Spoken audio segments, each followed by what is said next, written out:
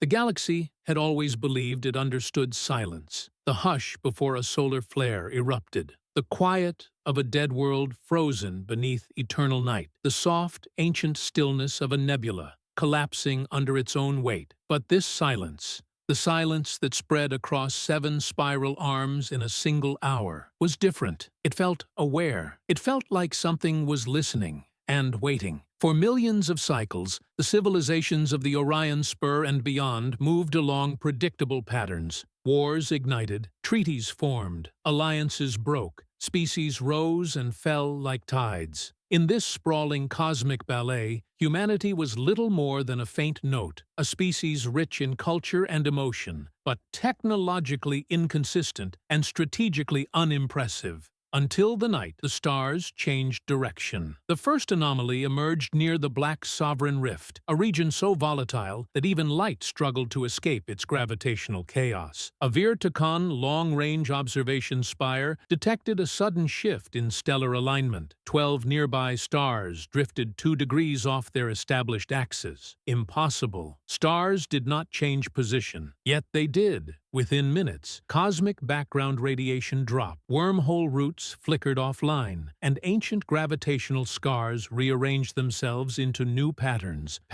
unmistakably intentional. Commander Rayleigh was among the first summoned. His war record was unmatched, his strategic insight legendary, his reputation feared even by his own leaders. But when he stood in the Dominion Spire chamber and watched the holographic display of the star map folding onto itself like origami, even he felt his lungs tighten. "This is a precursor event," murmured High Scientist Drachore. "A precursor to what?" someone asked. "The end of something or the beginning?" The answer came moments later. A ripple of translucent blue light crossed the galaxy like a tidal wave of energy, undetectable to machines yet felt by every living mind. A message vibrated through bone, nerve, memory, and thought itself. "We return." 2 words. Human. Calm. Infinite. The Dominion froze. The Council panicked. Entire empires initiated their extinction protocols because no one recognized the voice, yet everyone felt the weight behind it. Something ancient had awakened. Something human. Within 18 hours, the galaxy experienced its first direct encounter. The first appearance of Aurora. One sector, M19, was patrolled by the Drath Enforcer Legion, a warrior race whose armor was grown from the living stone of their homeworld's tectonic plates. Their fleets, heavy, colossal, deadly, had protected Drath borders for 7 millennia. They detected a spatial fold forming in deep space, not a hyperspace jump, not a wormhole. Space bent inward like an eye focusing. Then the fabric split open in a tall, glowing tier. Aurora 1 emerged. It moved like nothing built. It glided like something alive. Its hull was made of plates that shifted like breathing scales,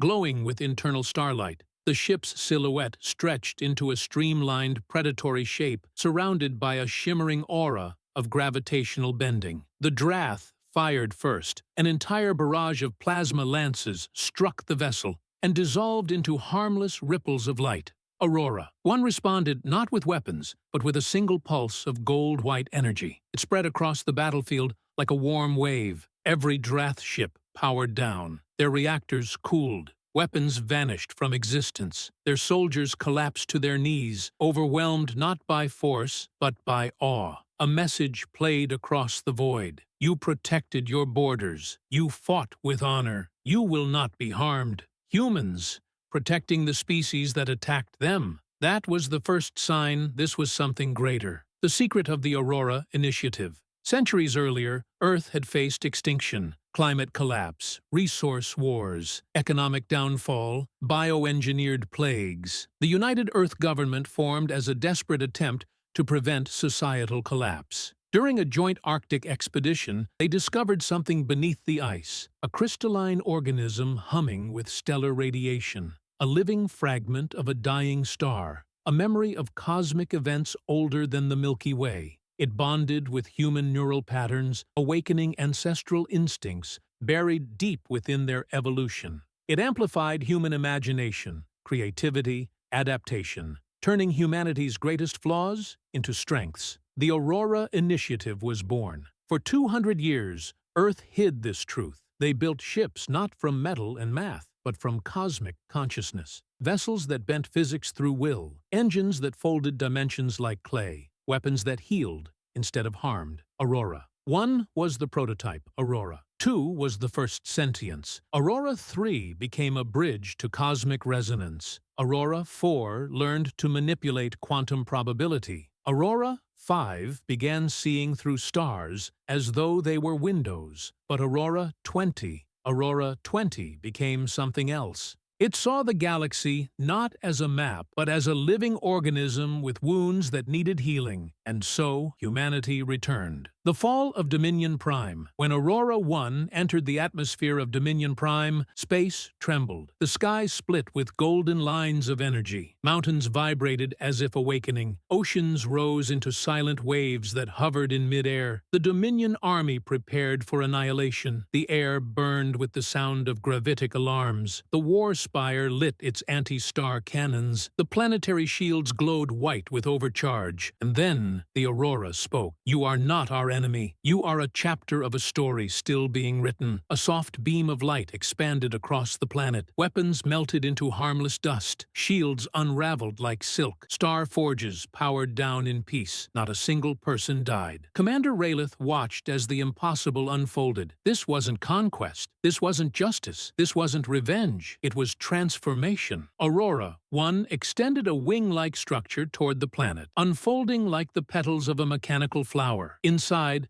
a miniature star pulsed, a core of pure, living light. The core projected a new map of the galaxy, showing ancient wounds across space-time, fractured wormholes, collapsing nebulae, sentient dark matter storms, and galaxies drifting toward destructive collision. Humans had seen the universe's future, and they had returned because the galaxy was dying. "We come because you will need us, and we will need you." For the first time in their history, the Dominion bowed not in fear, but in reverence. Aurora 1 broadcast one final message to all species. The age of empires is ending. The age of ascension begins. The galaxy transforms. In the following years, the Drath Legion became peacekeepers. The crystalline Vir Takon developed new forms of interstellar art. The Seraphi, beings of living light, formed a symbiotic bond with Aurora cores. The Karoi swarm abandoned conquest and colonized the dark space beyond known stars. The ancient archive builders awakened